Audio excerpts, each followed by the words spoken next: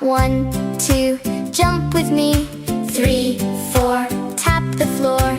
5, 6, do some tricks. 7, 8, jump up straight. 9, 10, wave your hands again. 9, 10. Es verdad que los números pueden ser muy bonitos. Por ejemplo, cuando te ingresa la nómina o cuando eres pequeñito y celebras tu cumpleaños. Luego esa ilusión ya se va pasando y empiezas a odiar tanto festival de velitas. Cuando te toca la lotería o el número de este programa. Hoy es el programa número 50. El 50º capítulo de El Librújula Podcast. Es una palabra que no utilizamos con frecuencia, 50º, y que da gusto decirla, 50º. Pero luego hay números que no son solo sorprendentes, sino también abrumadores. Por ejemplo, ese número del que vamos a hablar hoy, a fondo, con alguien muy autorizado, a quien se le entiende todo, y que es el telón de fondo de una situación que empieza a ser angustiosa. El 49,4% de los títulos disponibles en las librerías españolas, al menos en las españolas, vende 0 ejemplares al año. 0 ejemplares. El 0 es un número curioso también. Y en el caso que nos ocupa es bastante demoledor.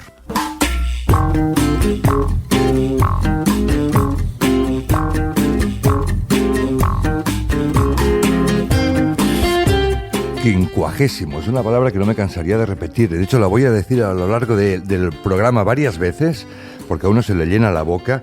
Una nueva edición del Librújula Podcast, la número efectivamente 50 programas, ¿quién nos lo iba a decir? Y ese 50 pertenece a la categoría de los números bonitos, a los que hacía referencia hace un momento. Desde luego, como siempre, desde la sede de la Asociación Colegial de Escritores de Cataluña, en el centro de Barcelona, como siempre, con el apoyo de Cedro, hoy vamos a coger el toro del mundo editorial por los cuernos. ¿Preparados? Pues empezamos.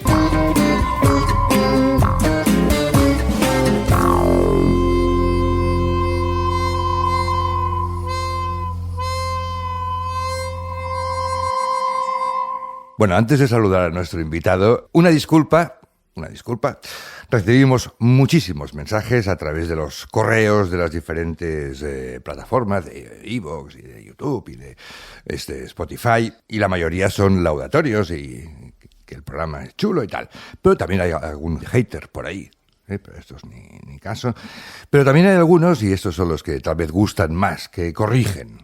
Y eso está muy bien, porque uno realmente no lo sabe todo y no puede pretender saberlo todo. Bueno, hay una oyente que se llama Maela Mirre, nos ha dicho lo siguiente, y es interesante porque es un dato que a mí particularmente se me escapó.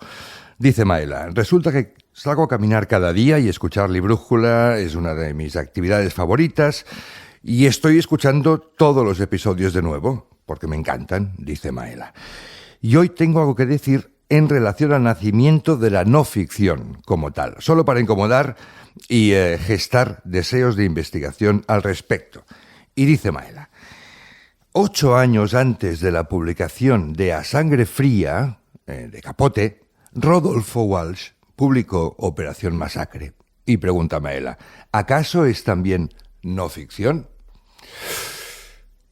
Pues que tienes toda razón.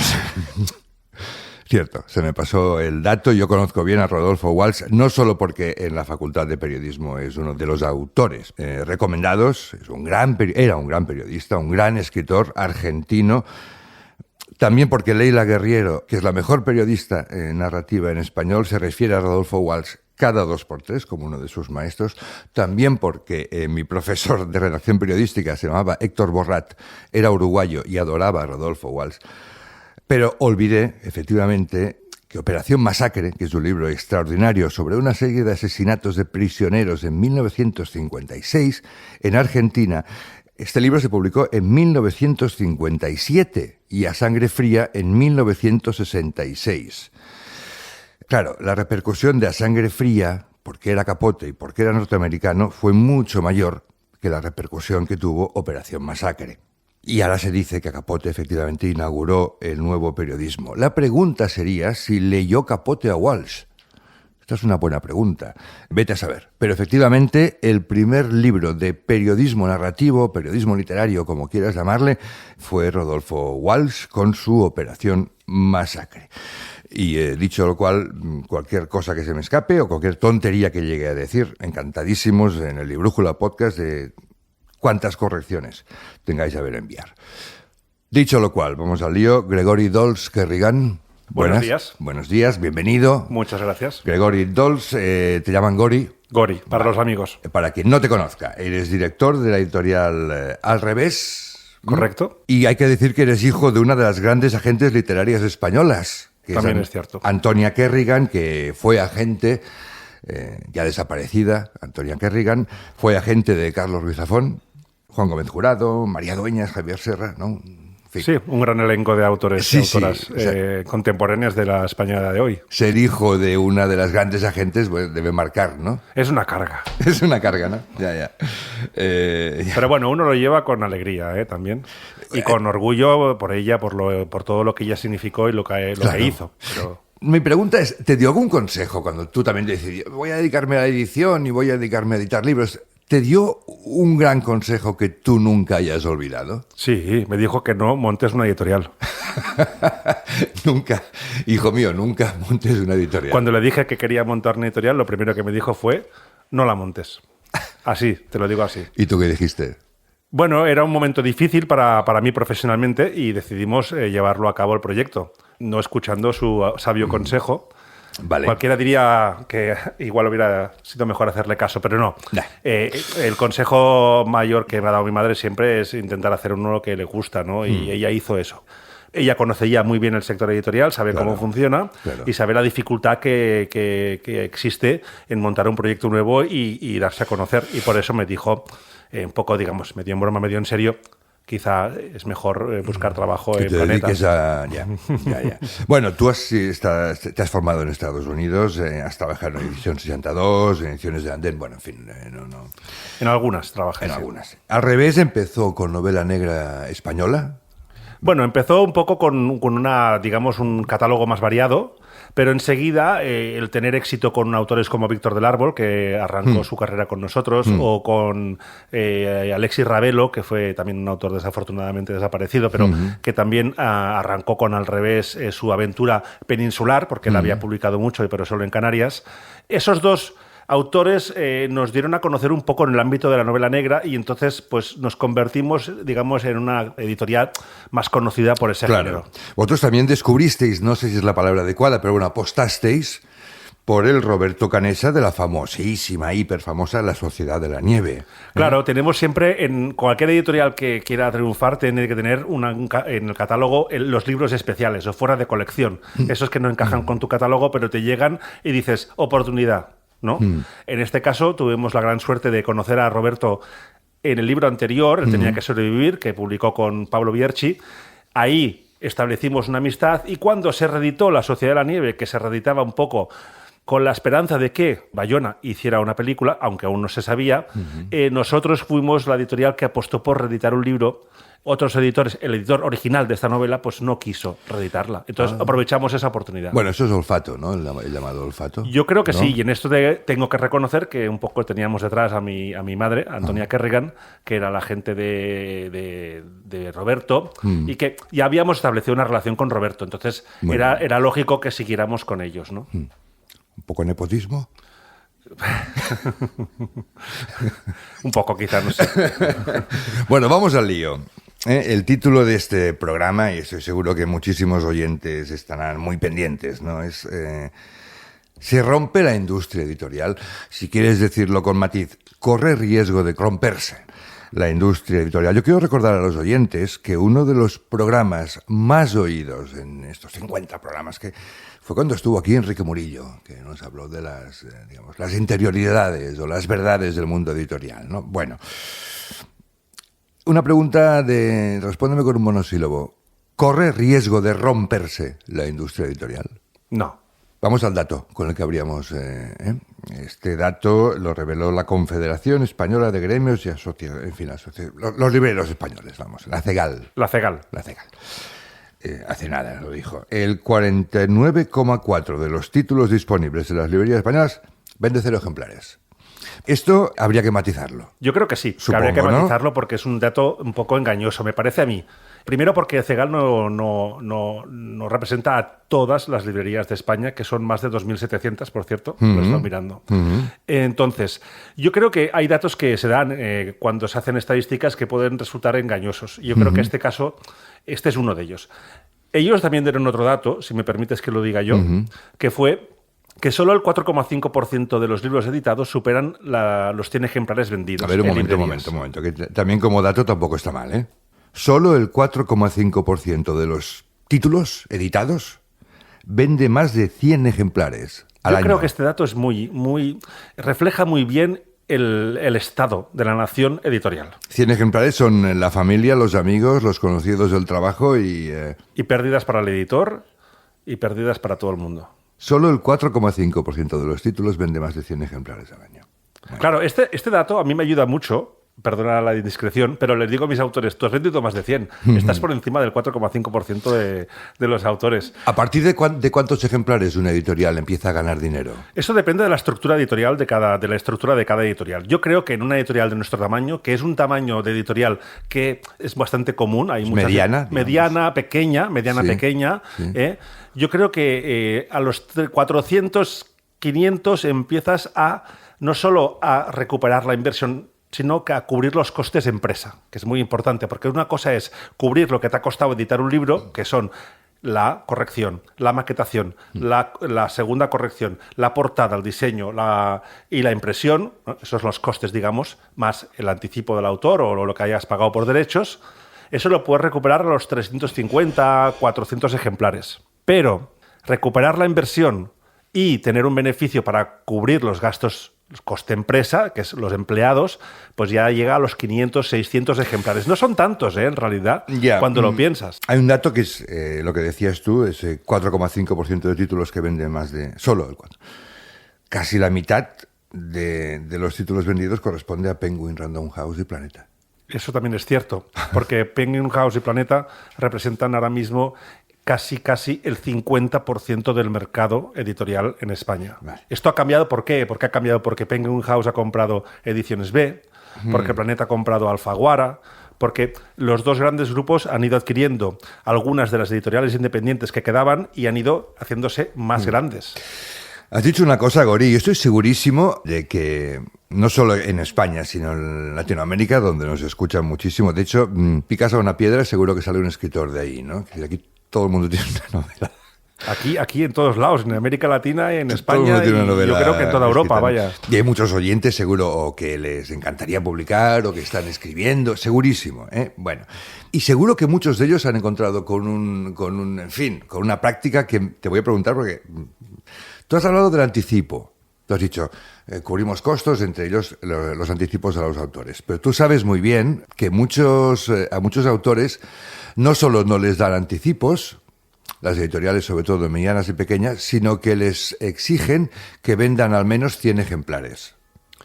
Bueno, eso es una mafia, eso no es parte del sector editorial. Yo creo que una editorial decente, como pero lo que ocurre, ¿verdad? Que llaman, tú sabes que ocurre. Esto ocurre, lo estamos viendo cada día. ¿Por qué? Porque se han creado empresas que le llaman editoriales para cubrir los egos de muchas personas con necesidad de publicar un libro. Con eso que dices, cuando tienes que, antes de morirte, hay que plantar un libro.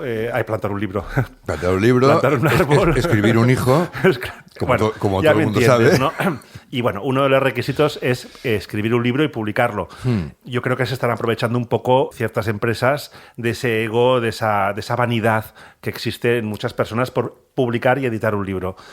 Nosotros... al revés, no entramos en esta categoría. Dais anticipos a los autores. Nosotros pagamos anticipos a todos los autores. Es cierto que trabajamos con anticipos simbólicos. No te voy a mentir, de 500, de 1.000, de 1.500 euros. ¿Vale?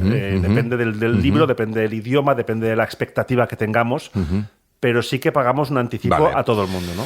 Bueno, hay mucho buitre, pues. ¿No? Hay mucho buitre porque, digamos... ¿Tú recomiendas a un autor que vaya a una editorial pequeña, ¿no? Una editorial independiente? ¿Tú recomiendas a un autor que vaya ahí y que le digan no te pagamos anticipo, has de vender 100 ejemplares y a partir de los X ejemplares empiezas a cobrar, ¿tú le aconsejas que publique en ese editorial? Yo no le aconsejo que lo haga, pero realmente hay mucha gente que lo está haciendo por puro orgullo o no acabo de saber por qué. Yo creo que esta necesidad tan imperiosa de publicar que existe en algunas personas no les hace ver el hecho de que están entrando en un bucle o en un negocio donde ellos no tienen nada que ganar. Sí, y la promoción es inexistente, por cierto. Y la distribución es inexistente. Esta es otra y muy importante, y hablaremos de ello, porque de hecho hay mucho de lo que hablar, ¿no? Pero quiero decir, actualmente si no hay promoción, no hay ventas. El problema no empieza con la promoción, Carlos, te lo voy a decir. El problema empieza con la distribución. ¿Por qué te decía que era engañoso la primera cifra que hemos dado de 49,4% de libros no venden ningún ejemplar en librerías? Porque seguramente ese porcentaje de libros nunca llega a las librerías. Hay mucha gente que está editando sus libros con editoriales que no están distribuidas. Por lo tanto, sí que copan el ISBN, lo compran, queda registrado que hay un ISBN en uso, pero ese ISBN nunca llega al librero, porque ese libro nunca se distribuye. Entonces, todas estas editoriales que están editando libros a gente que se está prácticamente pagando la edición, no están distribuyendo los libros. Pues qué bien. Entonces, ya, si el libro no está distribuido, la promoción ya no tiene ningún sentido. No tiene sentido, no, claro. Bueno, en España se publican más de 90.000 libros al año. Es una cifra ¿Qué te que parece? tengo. Eso hace, haciendo cuentas, unos 27 nuevos títulos cada día. Más o menos, 26. Bueno, yo no sé dividir muy bien, pero creo que me salió eso. Es muchísimo. 27 libros cada día. Aquí la pobre Susana Picos, la coordinadora y la directora adjunta de Librújula, un día hablábamos, decíamos, es que es imposible, incluso para un periodista cultural, estar al tanto de todo lo que se publica. Es que es imposible. Ni para el periodista cultural, ni para el librero, ni para el distribuidor. Es que ni para el editor. Hay editores que publican tantas cosas que no están al día de sus propias ediciones. Entonces, había un editor que se llamaba Enrique Redel, sí, que decía, hay títulos que no salen para vender, sino para ocupar sitio en las estanterías. Cuéntame eso, Gori, por favor. Es verdad, eso, a ver, esto todo es especulando, ¿no? Porque claro, no lo sabemos, no trabajamos en Planeta o en un gran grupo donde te puedan decir, vamos a publicar tantas novelas para que cada semana el librero reciba una novela nuestra y nuestras novelas estén siempre en la mesa de novedades. Ocupen un lugar. Copemos el lugar. Eso es así. Yo creo que es una estrategia que existe y tampoco la voy a criticar. Si yo fuera Planeta igual haría lo mismo, ¿no? Porque en el fondo es una estrategia de ventas. El sector editorial es un sector muy extraño. Nosotros somos un sector que ofrecemos un producto que nadie está buscando. O sea, ¿no? ¿No te parece correcto? Somos de ofertamos, hacemos libros y le decimos a la gente, este libro es muy bueno, léetelo, cómpralo, págalo. Pero nadie nos lo ha pedido ese libro. No estamos, por ejemplo, muchos sectores, el sector alimentario, pues produce cosas que la gente está buscando. El producto de la vestimenta está buscando, la gente necesita vestirse. Pero la gente necesita leer, en realidad es distinto. Es un sector de oferta. Y ofertamos, cada editorial oferta sus productos. Yo oferto novela negra. Otro ofrece no ficción, ensayos sobre ensayos. Otro ofrece novela romántica, fantástica. Y todos ofrecemos un producto y el público lo decide comprarlo. Entonces, si yo tengo una editorial donde quiero copar el espacio, pues produzco más para tener más espacio disponible. Eso teóricamente estaría bien. Lo que pasa es que uno tiene la impresión de que esto es como una huida hacia adelante constante. Quiero decir, si a la semana siguiente ya hay nuevos títulos que reemplazan a los títulos de la semana o de las anterior o de las 2 semanas anteriores, ese sistema de rotación constante, eso lo que provoca es que ningún título llega a cuajar. Algunos sí, pero en general. Porque constantemente están cambiando los títulos de las librerías. Es cierto. Lo que ocurre es que, Carlos, lo que pasa es que cada vez se producen más libros. El incremento de publicaciones en España es exponencial. ¿Y por qué existe esto? Porque las barreras de producción de los libros, la barrera de hacer libros, las barreras que existían antes, que era maquetar, tenía un coste, hacía falta unos profesionales, hacía falta profesionales para corregir, hacía falta profesionales para hacer portadas, para hacer diseños. Todos estos profesionales, estas barreras cada vez son más menores, porque InDesign te permite maquetar prácticamente solo. Sí. Las correcciones cada vez se dan menos importancia. La impresión digital, o sea, imprimir libros en digital es más barata que antes imprimir libros. Entonces, cada vez cuesta menos imprimir. Pero estás justificando ese sistema de rotación. Lo que estoy explicando es que a medida que todas estas barreras se reducen, se producen más libros. Y entonces hay más oferta, cada vez hay más oferta y hace muy difícil para todo el mundo competir en la mesa de novedades. Me he enrollado demasiado. No, es que yo me imagino un librero, si yo conozco muchos libreros, todo el mundo, tú también, lógicamente, mucho más que yo, ¿no? Yo creo que un día eso se van a pegar un tiro en la pierna, ¿no? Porque van a enloquecer. Sí. O sea, los libreros van a enloquecer, que empezaremos a tener disgustos en ese terreno. Porque es que es constante, les llegan constantemente libros cada semana, unas barbaridades. Yo he visto cajas, y claro, que tienen que quitarlos y devolverlos a la editorial, los de la semana anterior, porque les llegan nuevos, ¿no? Que no tienen tiempo para leer. O algunas cajas no las abren ya directamente, ¿no? Y las devuelven. Hostia, eso es... Entonces el que se va a pegar un tiro en la pierna va a ser el escritor. Que es lo que se suele ocurrir, que a veces tú publicas un libro y yo como editor me siento a veces responsable de que los libros que yo publico pues estén en librerías. Y a veces te llama un escritor, te dice, he ido a librería tal, no tienen mi libro. He ido a librería tal, no tienen mi libro. Y es que se hace muy difícil distribuir libros cuando hay tantas novedades detrás o delante tuyo, ¿no? Constantemente. Claro. El librero tiene un espacio limitado. Claro. Entonces, y el editor parece que no tiene límites en la hora de publicar. No. Nosotros personalmente, y eso es una cosa personal, hemos reducido un 33% las publicaciones este año. Sí, pero tú sabes que eso sois vosotros, pero las editoriales grandes tienden... Es decir, es que no dejan de publicar, están tendiendo cada una al overbooking constantemente. Sí. Y se habla tantísimo de ese sistema de rotación que no es bueno y sin embargo nadie hace nada para evitarlo, ¿no? Al final el mercado mismo lo va a poner un fin a esto, os imagino. No un fin al sector editorial, que te he dicho antes, el sector editorial no está en peligro. El sector editorial seguirá existiendo porque hay una necesidad de lectura, de leer y hay unos intereses muy grandes en leer libros y en publicar.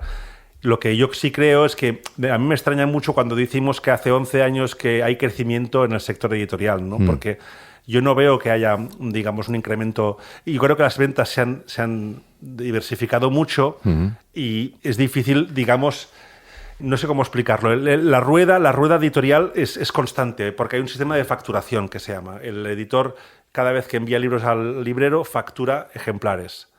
Y eso crea una necesidad de seguir facturando. Bueno, esta es otra. Abrimos un nuevo melón, Gori. Vale. Vamos a ver, para los oyentes que no estén familiarizados con el mundo editorial. Yo soy un escritor. Bueno, de hecho soy escritor, pero yo recibo un dinero de la editorial por mis libros vendidos, pero es la editorial que dice cuántos libros he vendido.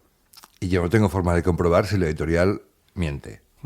La palabra perverso se queda corta. Te voy a decir cómo una editorial sabe cuántos libros ha vendido. Así, hablando así. Sí, es perversa, pero es que con franqueza, es perverso, ¿no? Para todos. Porque fíjate, yo hago 1000 ejemplares de tu libro y los distribuyo. ¿Cuántos libros he vendido tuyos? Solo lo sabré el día que reciba la última devolución de tus libros. Hasta ese día. Igual al cabo de un año. En principio. O 6 meses. En principio tienen 2 años para devolver tu libro los libreros. Pero eso se lo pasan por el forro. Si yo de aquí 4 años me devuelven un libro tuyo, tengo que aceptarlo como devolución y devolverle al que me lo devuelve sus 8 euros que ha pagado por ese libro.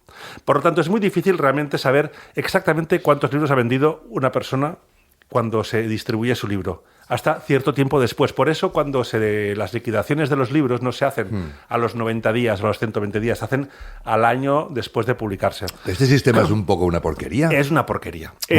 Mira, el sector editorial es el más ineficaz, el sector económico más ineficaz que existe en el mundo. A ver, Gori, yo voy al cine a ver La Sociedad de la Nieve un sábado y esa entrada que yo compro va a un ordenador central. Que va a contabilizar. Y por eso los lunes dice, la película más vista en España este fin de semana ha sido lo que sea, ¿no? Porque han contado cada entrada que se ha vendido. Bueno, demonios, ¿por qué no hacen lo mismo con los libros? Se hace, pero solo parcialmente.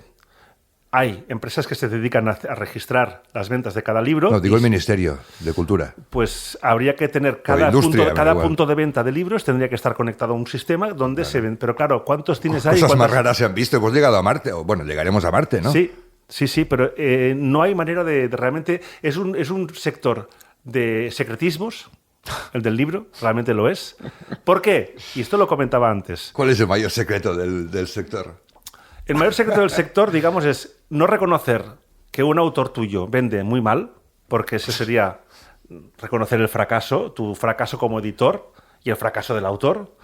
Y si vende muy bien, no precipitarse. No vaya a ser que digas que ha vendido 100.000 y luego venda 80.000, pero has dicho 100.000 en la radio, pues hay que pagarle por 100.000 ejemplares vendidos, ¿no? Para entendernos.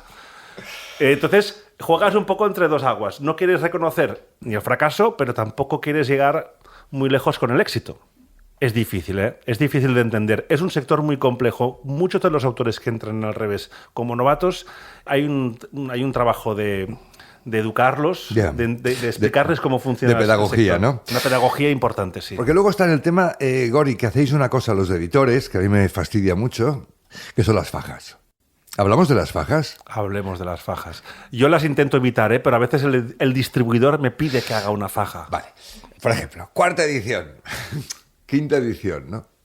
Esto pasa mucho en la literatura catalana, por ejemplo, en catalán, perdón, en la que las tiradas son más cortas, ¿no? Sí. Entonces, cuarta edición, y dices, ¡guau! Caramba, ¿no? La faja bien grandote, ¿no?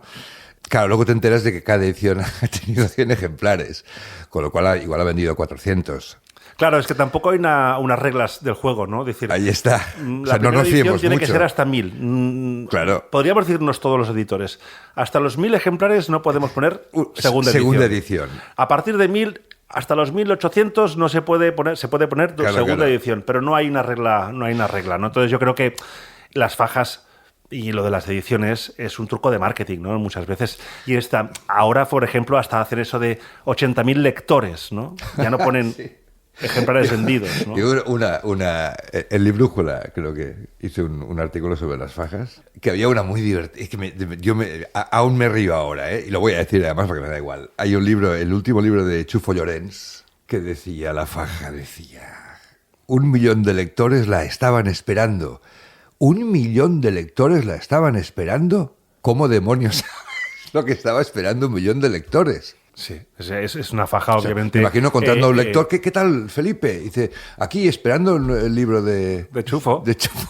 Sí. ¿Qué es Y esto? eso que yo les digo a los autores... Con todo el respeto para Chufo Llorens y No, sus obviamente, lectores, ¿eh? no es culpa suya, No, ni mucho para menos. nada, para nada. Las fajas son un elemento que, además, muchos libreros no les gustan. No les gustan las fajas porque molestan. Claro. No, más que nada porque Claro. molestan a la hora Claro. de manejar el libro, ¿no? Yo creo que las fajas, digamos, válidas o las que son útiles son las que pueden poner alguna frase que hable del libro y que diga algo del libro de alguna persona que se lo haya leído. El problema es que nunca sabes si la persona que hace la faja ha leído el libro o la frase ha salido de un departamento de marketing para vender más libros, ¿no? Bueno, o que algún autor, otro autor de la misma editorial o de la misma agencia literaria diga alguna cosa buena. Sí, esto lo hemos hecho todos, Carlos, te lo digo en serio. Tú también, Bruto. Yo he Tú caído en también. la trampa. Tengo que reconocer mis pecados aquí delante de todos. Sinceramente, no Están estoy... saliendo cosas interesantes aquí. Me voy a arrepentir de esta entrevista. De esta entrevista. Estabas advertido, ¿eh? No. Entonces, si hay un escritor novel, digamos, o en fin, que se está intentando, ¿tú le aconsejas que publique en Amazon? Qué pregunta más difícil. A ver, yo te puedo hacer lo que les digo. Hay 10.000 personas que están escuchando tu respuesta, ¿eh? Un autor viene al revés y dice, tengo una novela. Gori, ¿quieres decirme sí o no, por el amor de Dios? A Amazon. Sí. Hombre, a Amazon hay que estar. Hay que estar. Los editores y los escritores tenemos que estar. No, porque- pero publicación del propio autor lo cuelga. Oye, si quiere buscar un editor tradicional para esa novela, no. Si quiere buscar un editor tradicional, si está dispuesto a hacer el sacrificio de llamar, escribir correos, moverse, preguntar, ir a talleres literarios, ir a agencias literarias, si quiere hacer el esfuerzo para luego conseguir publicar ese libro en una editorial como Planeta, Penguin, Al Revés, Impedimenta o Blackie Books, me es igual, no lo publiques en Amazon. Porque una vez publicado en Amazon, la novedad... la única cosa que tiene de válido esa novela inicialmente, que es una novedad, ya no existe.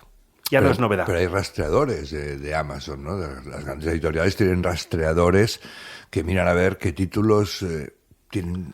Eso es para buscar, digamos, autores que pueden ser influencers, pueden ser autores de futuro, pero no para la novela que ya han publicado en Amazon. Esa novela generalmente, pocas veces una novela que se ha publicado en Amazon luego podrá ir a una editorial tradicional y triunfar. Es difícil, porque el aspecto novedad es muy importante. Un libro, una vez publicado, digamos, relanzarlo es prácticamente imposible. Por eso estoy muy orgulloso de lo que se hizo con La Sociedad de la Nieve. Era un libro que se había publicado en 2008, que había tenido su éxito y que nosotros relanzamos y tuvo un gran éxito, pero ¿por qué? Porque hubo una película que tuvo un éxito apabullante. Sin eso, no hubiéramos relanzado nunca la novela.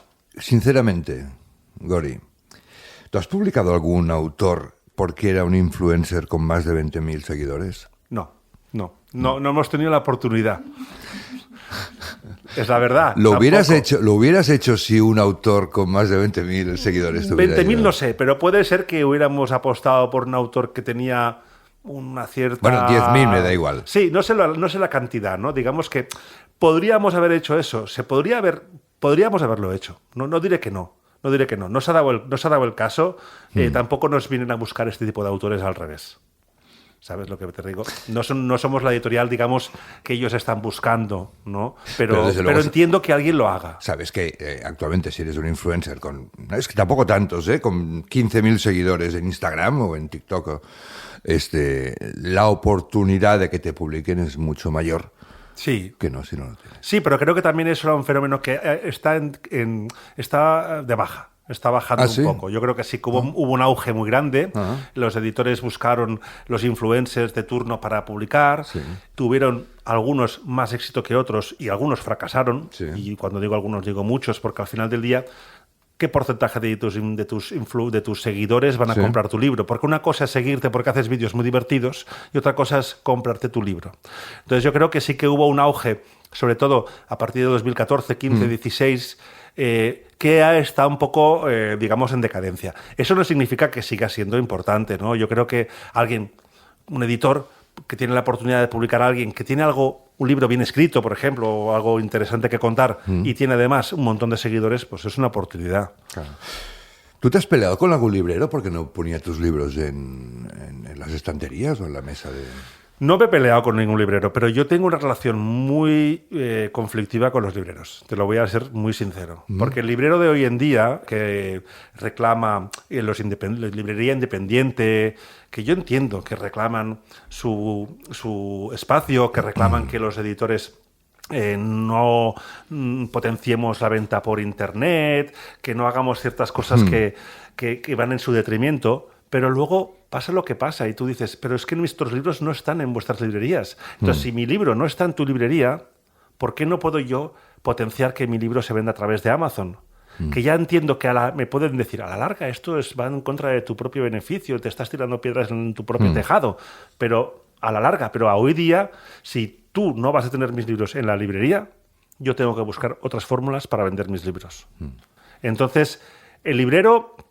Y yo los respeto mucho, los queremos mucho y son una parte integral de la economía del mundo editorial, pero se están concentrando también en ciertos sellos y están ignorando ciertos otros. Los grandes sellos. Porque los grandes y los medianos también hay muchas independientes como, mira, tengo la lista aquí, Nórdica, Sexto Piso, Asteroide, Impedimenta, Periférica, Acantilado, Anagrama, Blackie, Capitán Swing, Páginas de Espuma, Ciruela, Alba, y yo añado al revés que no está en la lista. Esos son medianas, diríamos. Estas son medianas, al revés sería más pequeña. ¿Que publican cuántos títulos al año más pues o menos? Yo creo que entre 30 y 50. Vale. Tampoco son exageradamente grandes ni exageradamente pequeñas. Vale.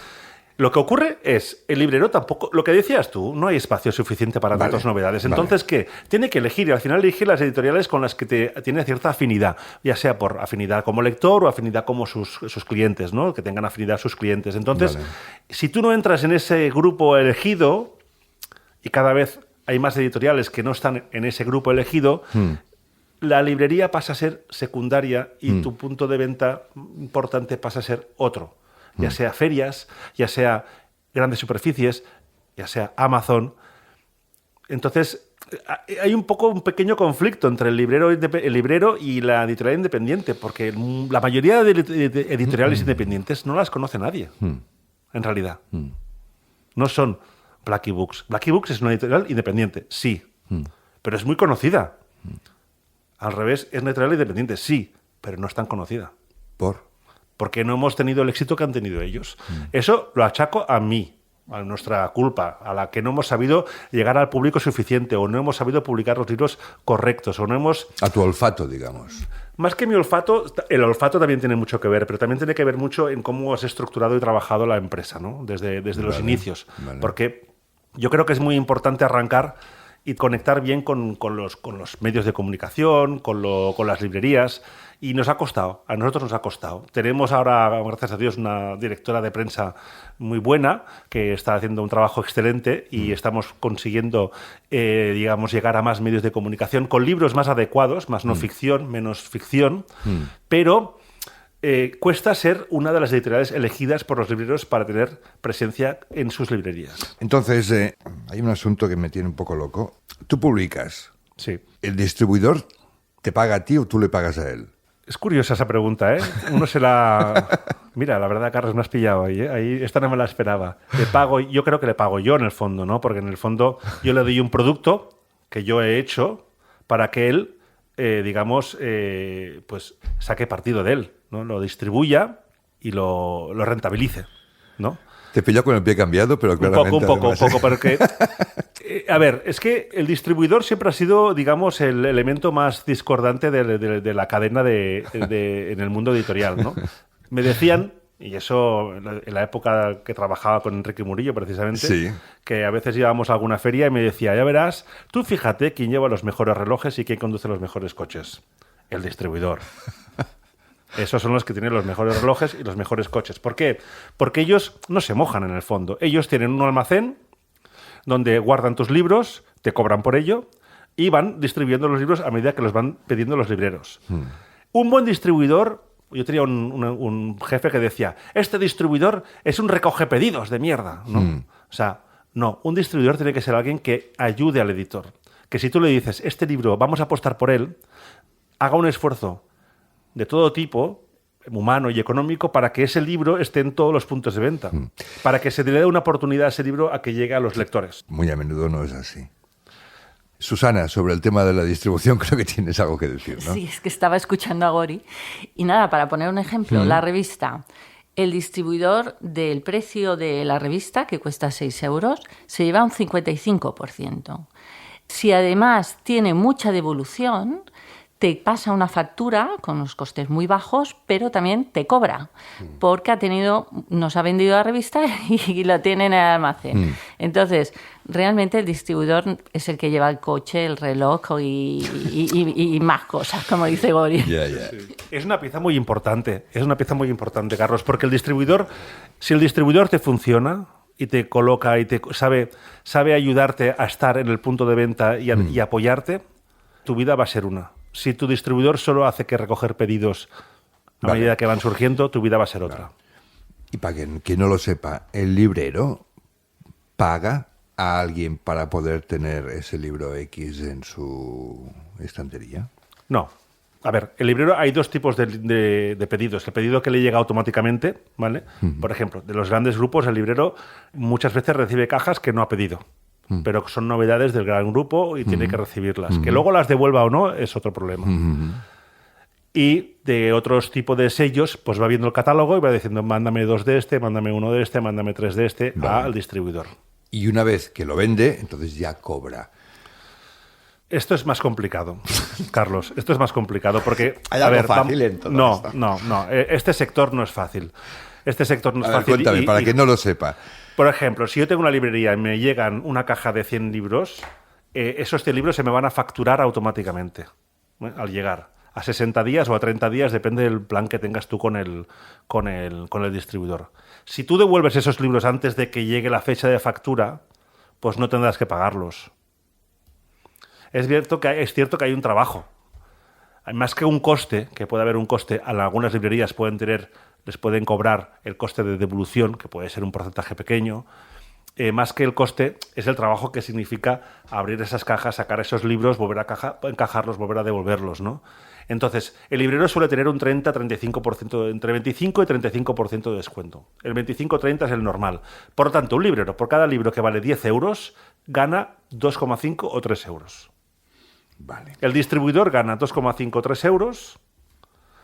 El editor gana 4 euros, de esos 4 euros tiene que pagar toda la producción del libro, el haber hecho el libro y el 10% del autor. ¿Y cuánto gana el autor de ese mismo? 10%. De ese mismo libro, que sería un euro. Me da la impresión de que el autor es el eslabón más frágil de esta cadena. El eslabón más frágil yo creo que sigue siendo el editor. El editor ha tenido que hacer una inversión. Vale, pero hay una frase que a mí me dijo una vez una editora, podría decir su nombre, pero no lo voy a decir, que es, los autores no sois más que generadores de contenido.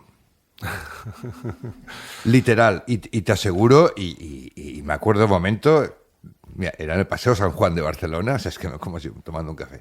Y me lo dijo muy en serio, no era ironía, ni era sarcasmo, ni era una broma, no.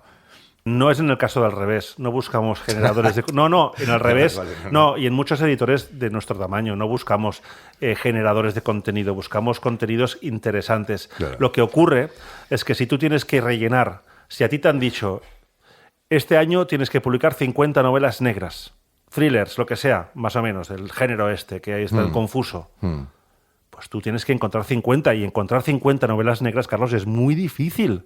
Por lo tanto, al final, ¿qué hace el editor Pues busca lo que sea, rellena con lo que tenga, con lo que pueda, pero entonces sí que busca, digamos, generadores Gori, de contenidos. perdón, tampoco tan difícil. ¿Cuántos manuscritos recibís cada día?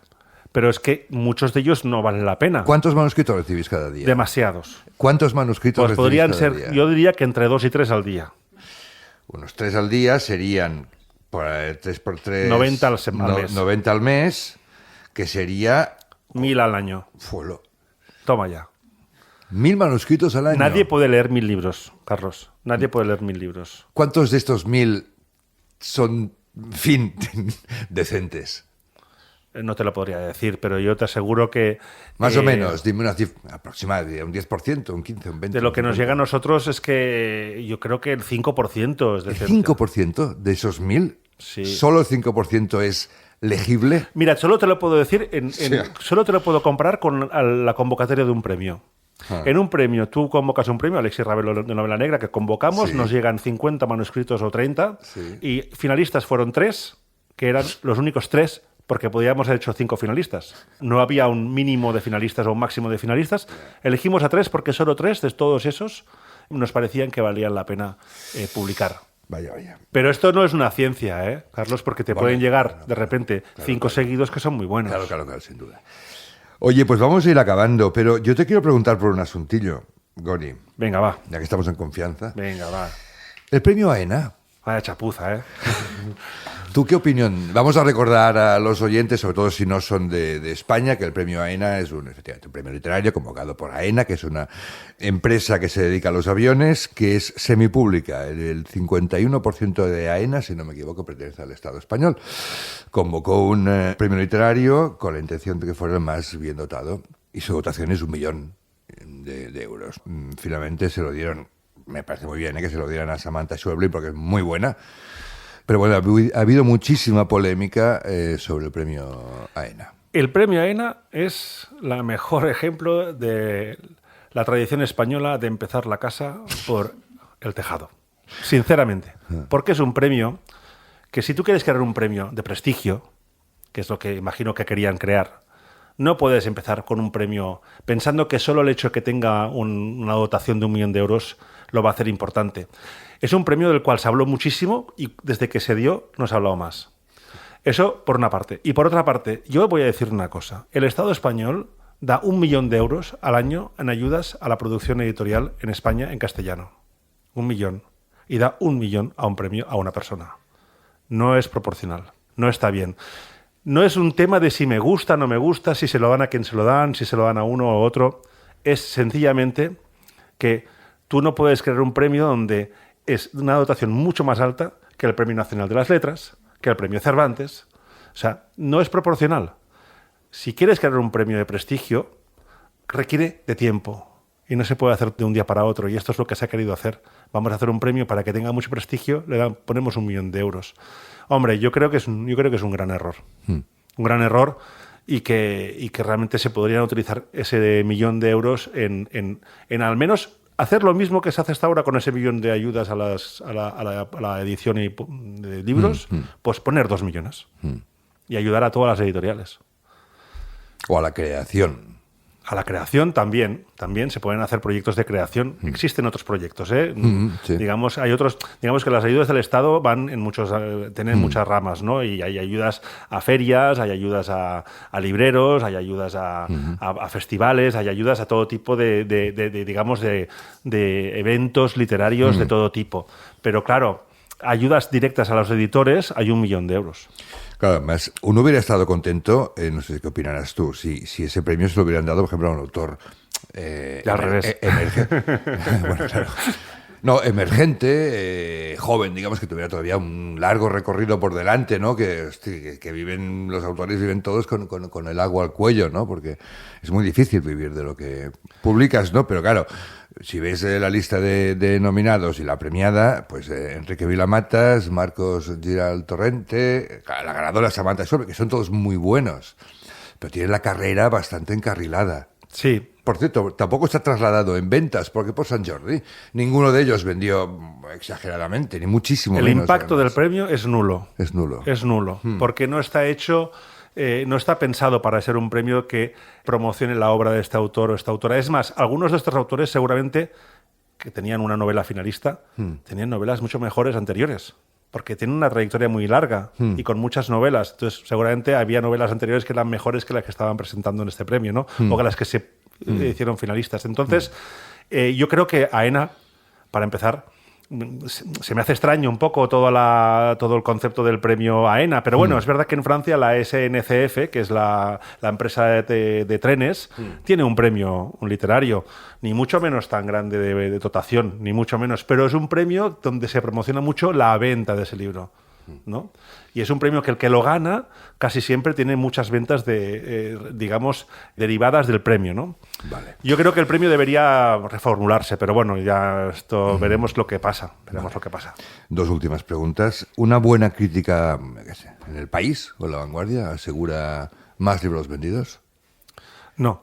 Al menos no para los editores que no tenemos una distribución, digamos, muy establecida y muy extensa. Porque tu libro no se encuentra en el punto de venta.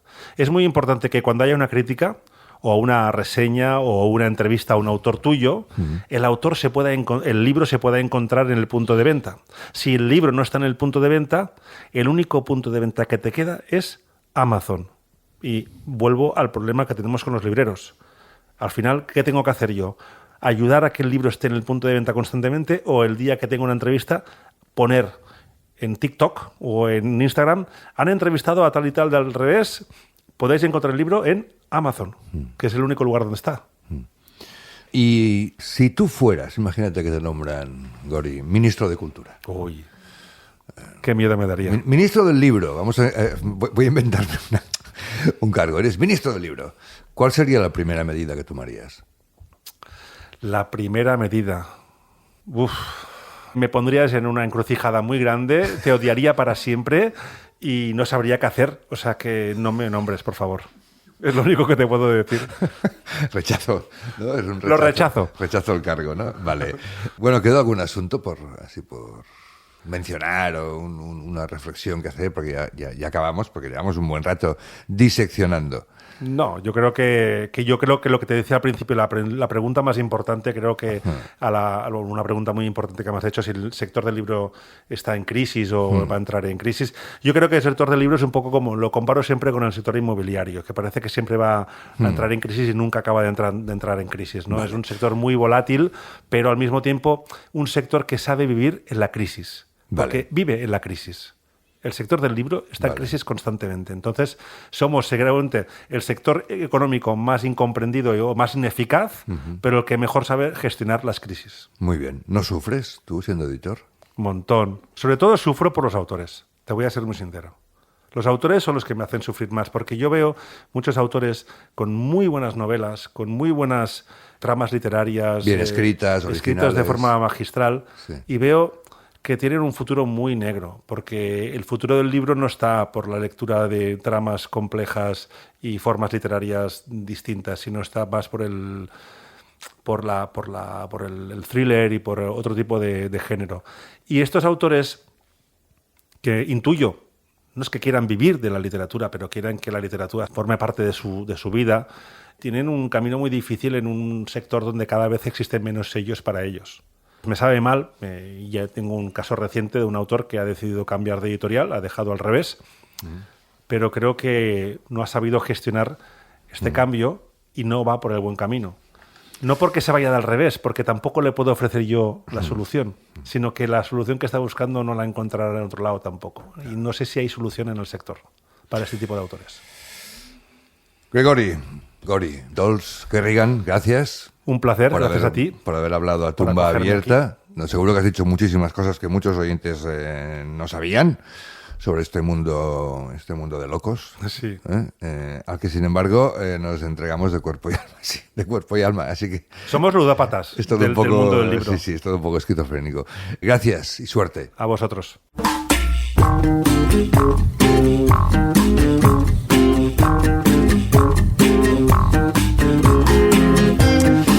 Bueno, pues hasta aquí esta casi hora de disección del complejísimo y mundo editorial español, que supongo que también será complejísimo en Latinoamérica, o sea que vale para los dos continentes, digamos. Me encantaría decir que hemos solucionado algo, pero no creo que... Hemos nombrado a Gregori Dolls, nuestro invitado ministro del libro, pero ha decidido que la cartera no le interesaba un pito. Hasta aquí, como siempre, este programa número 50 del Librújula Podcast. Gracias a Susana Picos, a Vicente Armero, a los amigos de la Asociación Colegial de Escritores de Cataluña, a Cedro y yo soy Carlos Luria. Me encantaría decir que sabemos de qué hablaremos dentro de 2 semanas, pero no lo sabemos. Pues aquí vamos un poco a salto de mata, pero seguro que es tanto o más interesante que el programa de hoy. Gracias y felices libros a todos.